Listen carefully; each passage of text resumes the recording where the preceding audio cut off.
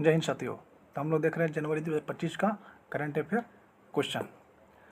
तो आज हम लोग स्टार्ट करेंगे क्वेश्चन नंबर 51 से, क्योंकि हम लोग पिछले 2 वीडियो में डेली 25 क्वेश्चन करके 25 क्वेश्चन का एक सेट देखते हैं, जिसमें हम लोग 2 वीडियो में 25 क्वेश्चन 50 क्वेश्चन कंप्लीट कर चुके हैं। तो ये आज का हमारा पहला क्वेश्चन नंबर 51। भारत का पहला AIEI संचालित पूर्णानुमान मंच बिजनेक्स्ट का उद्घाटन किस संस्था ने किया है? बिजनेक्स्ट का उद्घाटन किस संस्था ने किया है? तो इस संस्था का नाम है NIFT. Option B is correct. NIFT द्वारा इसका संस्था का उद्घाटन किया गया। Right option is B. बात करते हैं निफ्ट की। निफ्ट का फुल फॉर्म होता है निफ्ट का फुल फॉर्म होगा national institute of fashion technology. NIFT का फुल फॉर्म होगा national institute of fashion technology, जो अभी वर्तमान में बिजनेक्स्ट का उद्घाटन किया है। Next question number 52। भारतीय एथलेटिक्स महासंघ के 9 सदस्यीय एथलेटिक आयोग का अध्यक्ष किसे नियुक्त किया गया? 9 सदस्यीय का किसे अध्यक्ष नियुक्त किया गया? तो नियुक्त किया गया है Anju Bobby George. Right option is B, Anju Bobby George. 9 सदस्यीय एथलेटिक्स की बात कर रहा है, तो इसमें 9 सदस्य की कमेटी बनाई गई होगी और इस कमेटी के अध्यक्ष बनाए गए हैं अंजू बॉबी जॉर्ज को।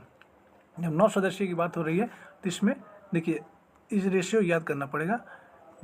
9 सदस्य की बात करिए, टोटल 9, तो जिसमें 6 जो होंगे 6 फीमेल है प्लस 3 मेल, 6 फीमेल और 3 मेल, जिनका अध्यक्ष नियुक्त किया गया है अंजू बॉबी जॉर्ज को। Right option is B. Next question number 53। प्रधानमंत्री नरेंद्र मोदी ने गुरुवार को जीनोम इंडिया परियोजना के पूरा होने की घोषणा करते हुए 10,000 भारतीय नागरिकों को जीनोम अनुक्रमण डेटा जारी किया। यह योजना किस वर्ष प्रारंभ हुई थी?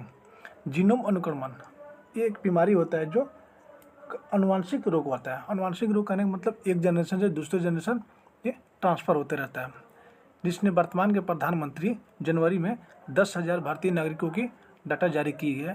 तो किस वर्ष शुभारंभ की गई थी? ये शुभारंभ की गई थी वर्ष 2020। राइट ऑप्शन इज बी, सन 2020 को इसका शुभारंभ किया गया था। Question number 54। संयुक्त राष्ट्र की मुख्य आर्थिक रिपोर्ट में वर्ष 2024 में 6.9% के अनुमानित वृद्धि के दर के बाद 2025 में भारत की अर्थव्यवस्था की कितनी प्रतिशत बढ़ने की अनुमान व्यक्त की गई है? तो इसका व्यक्त किया गया है 6.6%। 6.6% 2025 में अर्थव्यवस्था इसकी बढ़ने की अनुमानित किया गया है 6.6। Right option is D. Question number 55। केंद्रीय मंत्री कोयला एवं खनन मंत्री श्री जी किशन रेड्डी वर्तमान 3.20 मोदी कार्यकाल में श्री जी किशन रेड्डी केंद्रीय कोयला एवं खनन मंत्री हैं। केंद्रीय खनन नियोजन एवं डिजाइन संस्था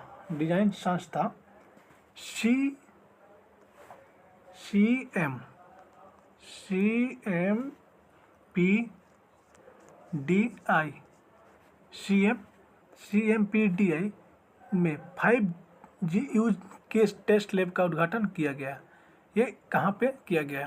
तो किया गया है रांची में। Right option is B, Ranchi में इसका उद्घाटन किया गया। बात करते हैं CMPDI की, तो इसका फुल फॉर्म होता है central mine planning and design institute limited. Central mine planning design institute limited, जिसका रांची में इसको उद्घाटन किया गया। Right option is B, Ranchi. Question number 56।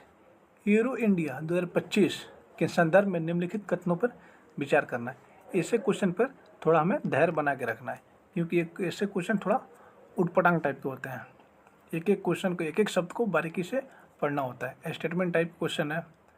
एक क्वेश्चन अपने आप में समझ लीजिए कम से कम 3-4 क्वेश्चन के बराबर हो जाता है। एक एक करके स्टेटमेंट हम लोग देखते हैं। स्टेटमेंट फर्स्ट की बात करते हैं। एरो इंडिया का यह 15वां संस्करण है। ये तो 15वां संस्करण है, ये करेक्ट हो जाएगा। स्टेटमेंट 2, एशिया का सबसे बड़े air show air India Bengaluru में यलहंका वायु सेना स्टेशन में आयोजित किया जाएगा। ये कहाँ आयोजित किया गया था? बेंगलुरु के यलहंका में। ये भी स्टेटमेंट हमारा सही है। स्टेटमेंट 3 की बात करते हैं। इस साल कार्यक्रम की थीम थी runway to a billion opportunity. Runway to a billion opportunity. Aero India 2025 का थीम था runway to a billion opportunity. ये भी स्टेटमेंट क्या है? हमारा सही है। The right option is D. उपयुक्त में से सभी स्टेटमेंट क्या हमारे सही हैं। ऐसे क्वेश्चन का ना थोड़ा बारीकी से एक एक करके पढ़ना होता है स्टेटमेंट टाइप क्वेश्चन को। नेक्स्ट क्वेश्चन की बात करते हैं 57 की हम लोग बात करते हैं। द हेनले पासपोर्ट इंडेक्स 2024 के संदर्भ में कथनों पे विचार करना। फिर हम लोग कथन वाले क्वेश्चन पर विचार करते हैं। एक एक करके कथन पर विचार करते हैं। स्टेटमेंट फर्स्ट कर है, भारतीय 57 देशों में बिना वीजा के यात्रा कर सकता है और ये भारत 50वें स्थान पर पहुंच गया है। भारत ऐसा अपना देश है जो बिना वीजा के 57 देश में यात्रा कर सकता है और इसका पोजीशन है 85। ये बिल्कुल सही है। स्टेटमेंट 2 की बात करते हैं। जापान ने लगातार दूसरी साल दुनिया का सबसे शक्तिशाली पासपोर्ट की सूची में शीर्ष स्थान पर रहा। ये शीर्ष स्थान पर नहीं रहा, ये ऑप्शन स्टेटमेंट गलत हो जाएगा। स्टेटमेंट 3 की बात करते हैं। सिंगापुर दूसरे स्थान पर है जिसके पासपोर्ट धारक 193 देशों में वीज़ा मुक्त यात्रा कर सकते हैं। ये जो सिंगापुर है दूसरे स्थान पर नहीं होके, ये भी स्टेटमेंट गलत है। तब पहले स्थान पे सिंगापुर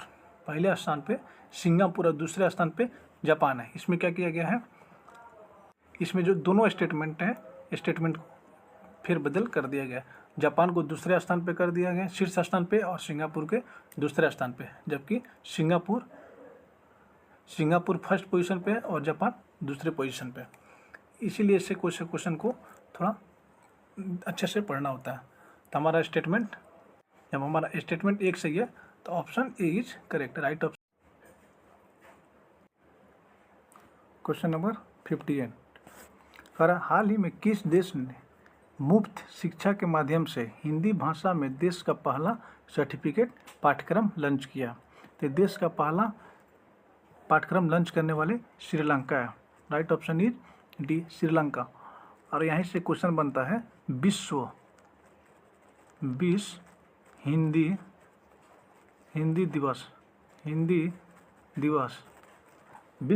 दिवस 10 जनवरी को आयोजित किया जाता है। 10 जनवरी को, और इसी दिन श्रीलंका ने ये घोषित किया था कि हिंदी भाषा में सर्टिफिकेट कार्यक्रम लॉन्च करने का। Right option is D. Question number 59 Bharat किस वर्ष कॉमनवेल्थ देशों की संसदों के अध्यक्षों और पीठासीन अधिकारियों का 28वां सम्मेलन आयोजित करेगा? भारत किस वर्ष संसद के अध्यक्ष और पीठासीन अधिकारियों का 28वां सम्मेलन भारत करेगा? तो राइट ऑप्शन इज बी, 2026 में भारत संसद और पीठासीन अधिकारियों का वो भी 28वां सम्मेलन 2026 में अपना देश भारत करेगा। Right option is B. Question number 16 की बात करते हैं। विश्व हिंदी दिवस के संदर्भ में निम्नलिखित कथनों पर विचार करना है। एक एक करके हम लोग स्टेटमेंट देखेंगे। स्टेटमेंट फर्स्ट में कर रहा है, प्रथम विश्व हिंदी दिवस 10 जनवरी 1975 को पुणे में आयोजित हुआ था। ये बिल्कुल गलत है। पुणे ना होके यहाँ पर होगा पुणे ना हो गया, होगा नागपुर। पहला हिंदी का आयोजन नागपुर में किया गया था 10 जनवरी 1975 को। स्टेटमेंट 2, भारत सरकार ने 10 जनवरी 2006 को प्रतिवर्ष विश्व हिंदी दिवस के रूप में मनाए जाने की घोषणा की थी। ये स्टेटमेंट सही है। स्टेटमेंट 3, विश्व हिंदी दिवस 2025 की थीम हिंदी एकता और संस्कृति गौरव की वैश्विक आवाज़ है। ये स्टेटमेंट सही है। इसका थीम था 2025 का हिंदी एकता और संस्कृति गौरव की वैश्विक आवाज़ है। ये स्टेटमेंट बिल्कुल सही है। 2 और 3 स्टेटमेंट हमारा सही है। इसका राइट ऑप्शन हो जाएगा option C. Right option is C, 2 और 3। क्वेश्चन नंबर 61, प्रधानमंत्री नरेंद्र मोदी 10 से 11 फरवरी तक आर्टिफिशियल इंटेलिजेंस एक्ट समिट में भाग कहाँ लेंगे। जो 10 और 11 फरवरी का आर्टिफिशियल इंटेलिजेंस बैठक होगी वो कहाँ पे होगी, और उसमें वर्तमान के प्रधानमंत्री नरेंद्र मोदी भी शामिल होंगे। वो होगी फ्रांस में, पेरिस राजधानी फ्रांस में। Right option is C, France में। इसका आयोजन तो इसका फ्रांस करेगा, लेकिन सह आयोजन अपना देश भारत कर रहा है, और भारत 2026 में आर्टिफिशियल इंटेलिजेंस एक्शन समिट का आयोजन करेगा, होगा 2026 में भारत में। क्वेश्चन नंबर 62, राष्ट्रीय युवा दिवस 12 जनवरी को मनाया गया। इस संदर्भ में निम्नलिखित कथनों पर विचार करना। स्टेटमेंट फर्स्ट में कह रहा है, स्वामी विवेकानंद की 162वें जयंती के उपलक्ष्य में विकसित Bharat young leaders dialogue Bharat Mandapam में आयोजित किया गया। इसका आयोजन भारत मंडपम में किया गया। राइट ऑप्शन होगा। स्टेटमेंट 2 की बात करते हैं। प्रधानमंत्री श्री नरेंद्र मोदी ने विकसित भारत यंग लीडर डायलॉग का औपचारिक उद्घाटन किया। इसका औपचारिक उद्घाटन किए थे नरेंद्र मोदी। ये भी स्टेटमेंट सही हो जाएगा। युवाओं को 15 से 29 वर्ष की आयु के वर्ग ग्रुप में परिभाषित किया गया। भारत की कुल जनसंख्या लगभग 40% है जो 15 से 29 वर्ष की आयु है। ये भी स्टेटमेंट सही है। तो राइट ऑप्शन इज डी। उपयुक्त में से सभी के सभी हमारे स्टेटमेंट क्या है, सही है। नेक्स्ट क्वेश्चन, JMK रिसर्च के हिसाब से अनुसार भारत 2024 में 24.5 गीगावाट सोलर से और कितने विंड कैपेसिटी की जुड़ी होगी। तो इसका विंड कैपेसिटी से है 3.4 gigawatt. Right option is C, 3.4 gigawatt.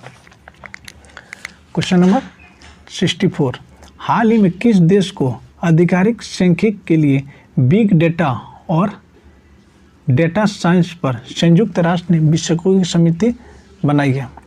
इसकी समिति बनाई गई है, ऑप्शन ए हमारा सही हो जाएगा, भारत में। नेक्स्ट क्वेश्चन, अमेरिका और एक अन्य किस देश ने 10 जनवरी को रूस के खिलाफ यूक्रेन युद्ध की वजह से नए प्रतिबंधों का ऐलान किया। अमेरिका और एक और कौन सा देश है जो 10 जनवरी को यूक्रेन युद्ध के खिलाफ नए प्रतिबंध ऐलान जारी किया। तो जारी किया है, right option is B, Japan. Next question, Joseph on को किस देश का नए राष्ट्रपति चुना गया है। वर्तमान में राष्ट्रपति बने हैं Lebanon. Right option is C, Lebanon के नए राष्ट्रपति के रूप में इसको नियुक्त किया गया है, जोसेफ ऑन को। Right option is C. Next question, हाल ही में किस केंद्रीय मंत्री ने स्वच्छ भारत प्रौद्योगिकी विनिर्माण प्लेटफॉर्म का शुभारंभ किया। स्वच्छ भारत प्रौद्योगिकी विनिर्माण का प्लेटफॉर्म का शुभारंभ Shri Piyush Goyal. Right option is a, Shri Piyush Goyal द्वारा इसका शुभारंभ किया गया। नेक्स्ट क्वेश्चन, करा स्नैक्स नामक एक स्वतंत्र एप्लीकेशन लॉन्च किया है जो 15 मिनट के भीतर स्नैक्स, पेय पदार्थ और भोजन डिलीवरी का वादा करता है। ये बहुत ही फेमस और बहुत ही कम समय में 15 मिनट के अंदर आपका भोजन डिलीवरी करता है Swiggy. Right option is a Swiggy. अभी वर्तमान में आप लोग बहुत से इंस्टाग्राम या वाईटी पे ऐड देख रहे होंगे ब्लिंकिट की। ब्लिंकिट अभी कौन सा लॉन्च किया है इसको? जोमेटो ने इसको लॉन्च किया है ब्लिंकिट। और बिग बास्केट है टाटा का। बिग बास्केट है टाटा का। जोमेटो ने लॉन्च किया है ब्लिंकिट नामक एक एप्लीकेशन को। इसमें भी कम समय में ऑर्डर को पहुंचाया जाता है। नेक्स्ट क्वेश्चन, डोनाल्ड ट्रंप के शपथ समारोह में किस केंद्रीय मंत्री भारत का प्रतिनिधित्व किया जाना तय है? अमेरिका के वर्तमान के राष्ट्रपति के रूप में डोनाल्ड ट्रंप को नियुक्त किया गया है और ये होंगे अमेरिका का 47वां राष्ट्रपति। इससे पूछा जा रहा है कि भारत के कौन से केंद्रीय मंत्री हैं जो उनके शपथ समारोह में सम्मिलित होंगे? तो doctor S Jaishankar. Right option is a doctor S Jaishankar. Next question, किस राज्य में काबुई रुग्मेई नामक नागा समुदाय द्वारा फसल कटाई की समाप्ति के उपलक्ष्य में गाना नगाई उत्सव मनाया जाता है? जब फसल काट लिया जाता है तो ये उत्सव मनाते हैं लोग मणिपुर के लोग। Right option is B Manipur. 71 Bharat राष्ट्रीय नदी यातायात एवं नौवहन प्रणाली के संदर्भ में निम्नलिखित कथनों पर विचार कीजिए। एक एक करके स्टेटमेंट हम लोग देखते हैं। अमित शाह ने असम के काजीरंगा में IWDC की दूसरी बैठक के दौरान राष्ट्रीय नदी यातायात और नेविगेशन प्रणाली का शुभारंभ किया है। अमित शाह इसका शुभारंभ नहीं किए हैं। इसका पहला स्टेटमेंट हमारा गलत हो जाएगा। वर्तमान में जो राष्ट्रीय नदी यात्रा जो केंद्रीय मुख्यमंत्री हैं सर्बानंद सोनोवाल, उन्होंने कार्यक्रम लॉन्च किया। स्टेटमेंट 2, IWD अगले 5 वर्षों में राष्ट्रीय जलमार्गों के बुनियादी ढांचे को शुरू करने के लिए 50,000 करोड़ के अधिक निवेश की योजना करेगा। ये भी स्टेटमेंट हमारा सही हो जाएगा। स्टेटमेंट 3, यह पहल भारत में आंतरिक जलमार्ग परिवहन की सुरक्षा और दक्षता को बढ़ाने का लक्ष्य रखती है। ये भी स्टेटमेंट हमारा सही हो जाएगा। तो 2 और 3 स्टेटमेंट क्या है? सही है। और स्टेटमेंट फर्स्ट क्या है? गलत। तो राइट ऑप्शन इज सी, 2 और 3। नेक्स्ट क्वेश्चन, यूपी सरकार ने Uttar Pradesh open network for agriculture शुरू करने का उद्देश्य से AI एग्री नेटवर्क के किसके साथ हाथ मिलाया है? किसके साथ हाथ मिलाया? तो हाथ मिलाया है गूगल क्लाउड के साथ। Right option is C, Google cloud के साथ ये यूपी सरकार एक AI एग्रीकल्चर को बेहतर करने के लिए गूगल क्लाउड के साथ इन्होंने समझौता किया है।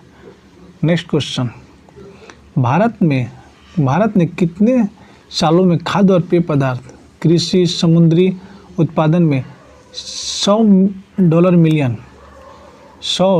मिलियन की संयुक्त निर्यात का लक्ष्य रखा है? ये लक्ष्य रखा है 5 साल का। राइट ऑप्शन इज सी, 5 साल। इसका 2025 में शुभारंभ किया गया है और इसका लक्ष्य है 5 साल का। 2030 तक इसको $100 मिलियन का निर्यात रखने का लक्ष्य रखा है। Right option is C.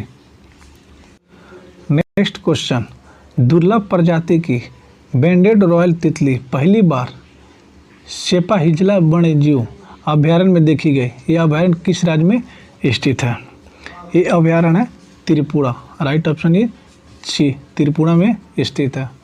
Question number 75, anti submarine for warfare Sonowal को सह उत्पादक पर भारत किस देश के साथ मिलकर काम करेगा? तो भारत काम करेगा अमेरिका के साथ। और अमेरिका का एंटी सबमरीन का नाम है अल्ट्रा मैरीन और भारत का नाम है भारत डायनेमिक। भारत का सबमरीन का नाम है भारत डायनेमिक और अमेरिका का है अल्ट्रा मैरीन। ये आज का हमारा 25 क्वेश्चन का एक करंट अफेयर का सेट जो हम लोग देख रहे हैं जनवरी 2025 का। डेली ऐसा ही वीडियो करंट अफेयर देखने के लिए चैनल को सब्सक्राइब करें और कमेंट जरूर करें। तब तक के लिए okay bye, thank you so much, love you all, bye bye, thank you so much.